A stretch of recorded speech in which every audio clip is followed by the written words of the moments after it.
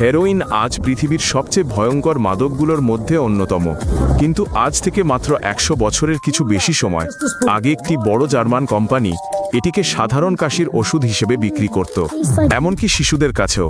এর একটি সুন্দর নাম ছিল হেরোইন, যা হেরোইক বীরত্বপূর্ণ শব্দটি থেকে এসেছে। পরীক্ষাগারের কর্মীরা নিজেরাই নতুন এই মাদকটি পরীক্ষা করে দেখেন এবং এর ফলে এক তীব্র উত্তেজনা ও উচ্ছ্বাস অনুভব করেন।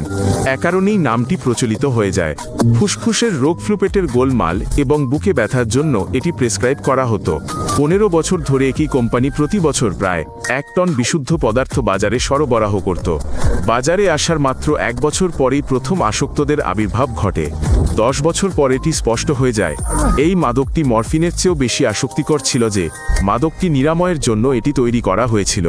1912 সাল পর্যন্ত ফার্মেসির ডিসপ্লেতে ভিটামিনের পাশে এই পদার্থের বিজ্ঞাপনগুলো হাসিমুখ শিশুদের ছবিসহ ঝুলত।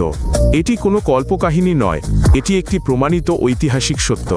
পরে আবিষ্কৃত হয় যে শরীরে প্রবেশ করার পর এই পদার্থটি মরফিনে রূপান্তরিত হতো, যে মাদকটির বিরুদ্ধে এটি সুরক্ষা দেওয়ার কথা ছিল। লোকেরা আরও শক্তিশালী মরফিন গ্রহণ করতেই ভেবে যে তারা কেবল নিজেদের আরোগ্য লাভ করছে, উৎপাদন বন্ধ করে দেওয়া হয়েছিল। কিন্তু ততক্ষণে অনেক দেরি হয়ে গিয়েছিল। পদার্থটি ইতোমধ্যে সারা বিশ্বে ছড়িয়ে পড়েছিল। আবিষ্কারের অর্ধ শতাব্দী পরেও 1958 সাল পর্যন্ত জার্মানির ফার্মেসিগুলোতে এটি অবাধে বিক্রি হতো। হেরোইন কেন এত দ্রুত প্রভাব ফেলে? এটি পৃথিবীর প্রায় অন্য যে কোনো পদার্থের চেয়ে দ্রুত রক্ত এবং মস্তিষ্কের মধ্যকার সুরক্ষা প্রাচীর ভেদ করে। সেখানে পৌঁছে এটি আনন্দদায়ক স্থানগুলোতে নিজেকে সংযুক্ত করে। মস্তিষ্ক খাদ্য বিজয় বা প্রিয়জনের আলিঙ্গনের মতো যে কোনো প্রাকৃতিক উৎস থেকে প্রাপ্ত আনন্দের সংকেতের চেয়ে 10 গুণ বেশি শক্তিশালী একটি আনন্দের সংকেত পায়। বারবার ব্যবহারের ফলে মস্তিষ্ক এই আনন্দদায়ক স্থানগুলোর কিছুকে দমন করতে শুরু করে। এটি আক্ষরিক অর্থেই ওই পদার্থের সাথে নিজেকে নতুন করে সংযুক্ত করে ফেলে। আর এখন নেশার খোরাক ছাড়া একজন ব্যক্তি সাধারণ আনন্দও অনুভব করতে পারে না।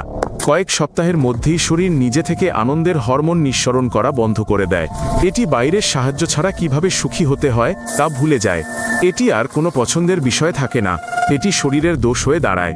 শরীরে আসক্তির চেয়ে মনে আরও দ্রুত আসক্তি তৈরি হয়। কখনো কখনো 2 বা 3 বার ব্যবহারই মস্তিষ্কের জন্য ক্রমাগত পুনরাবৃত্তির দাবি করার জন্য যথেষ্ট হয়, যা এতে বাধা সৃষ্টিকারী সবকিছু বন্ধ করে দেয়। সময়ের সাথে সাথে নেশার ঘোর কমে যায়।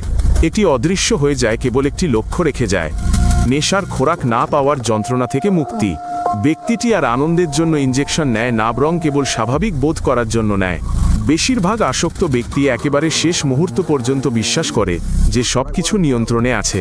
কয়েক সপ্তাহ পর তারা বুঝতে পারে যে ব্যাপারটা তেমন নয়, আর সেই মুহূর্তে প্রায় অনেক দেরি হয়ে যায়, হাতটা বন্ধ হয়ে যায়।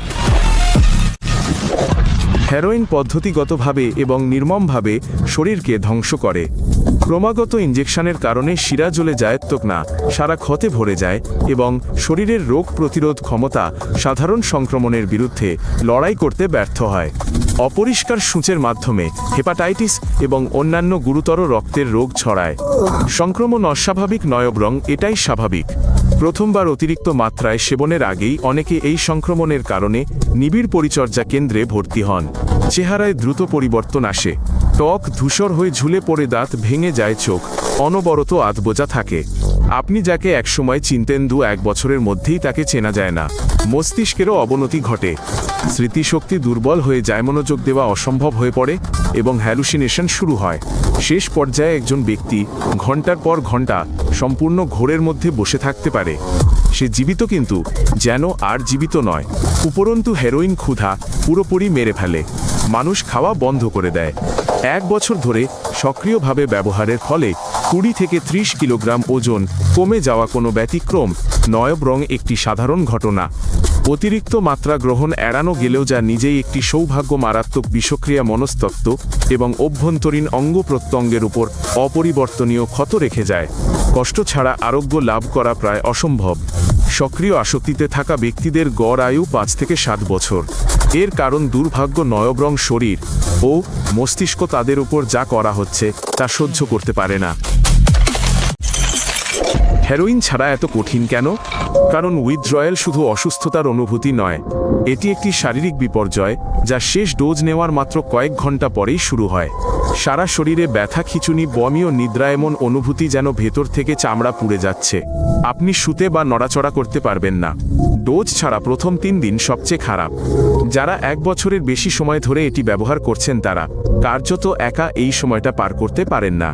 কেউ কেউ এই অসহ্য অনুভূতিগুলো থামাতে এই সময় চরম পন্থা অবলম্বন করেন। এমনকি যখন শারীরিক উইথড্রয়ালের লক্ষণগুলো চলে যায় তখনও তীব্র আকাঙ্ক্ষা মনে থেকে যায়। এটি বছরের পর বছর ধরে থাকে। অতীতের কোনো পরিচিত গন্ধ, জায়গা বা মুখ মুহূর্তেই তীব্র আকাঙ্ক্ষা ফিরিয়ে আনতে পারে।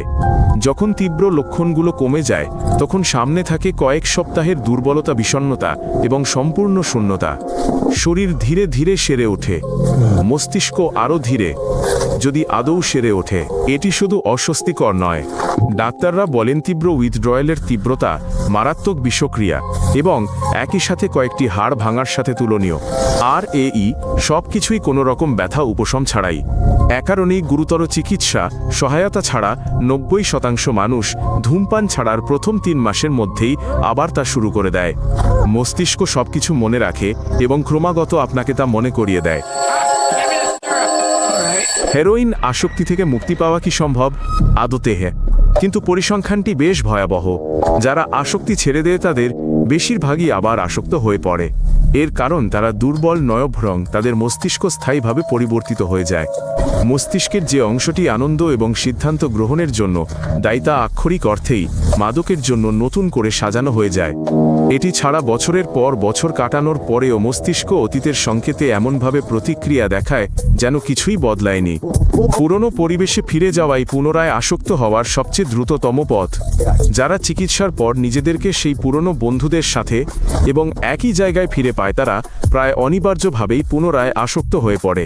এটা কোনো মতামত নয়, এটা তথ্যউপাত্ত।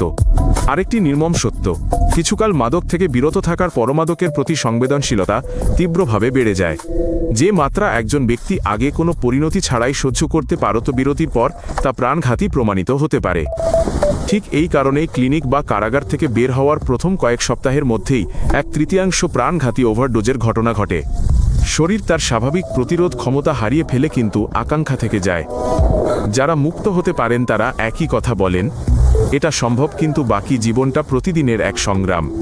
প্রতিদিন একটি আলাদা চেতন সিদ্ধান্ত। আর একটা খারাপ দিনই আপনার শেষ দিন হতে পারে। হেরোইন এমন কয়েকটি পদার্থের মধ্যে একটি যা প্রাক্তন আসক্তের ধারণাটিকে প্রায় অস্তিত্বহীন করে তোলে। কেবল তারাই থাকে যারা এই মুহূর্তে আঁকড়ে ধরে আছে। চ্যানেলটি সাবস্ক্রাইব করুন এবং অন্যান্য পর্বগুলো দেখুন, এটা জরুরি।